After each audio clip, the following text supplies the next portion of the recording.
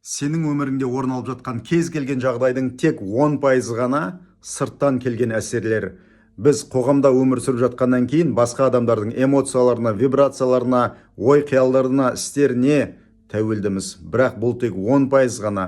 Қалған 90% біз сол 10%-ға қалай реакция жасаймыз, қандай эмоция бөлеміз, яғни қалай қабылдаймыз, сол ғана. Сондықтан бұдан түйетініміз біздің өміріміз өзіміздің қолымызда.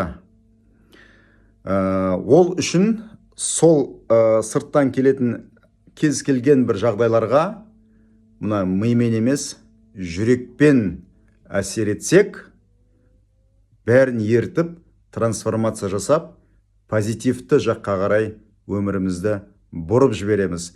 Яғни, бұл адам басы ауырама, жындыма, маған неге ұрсып жатыр, немесе ой Қазақстанның экономикасы құрып жатыр деген бір өзіңнің мына қара басыңнан бір айыпты немесе баға бергіш сондай бір жағдайларың көп болса, бұл сені міндетті түрде кармаға ілдіріп алады.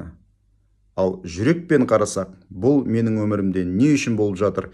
Мен осы Қазақстанда не себептен тұрып жатырмын? Осындай үйге, осындай елге, осындай қоғамға мен қалай келдім? Не себепті мен осындай өмірді сүріп жатырмын деген банағы терең ойда болсаң, бұның жауабын аласың. Қалаған еліңде, қалаңда, үйіңде тұрасың.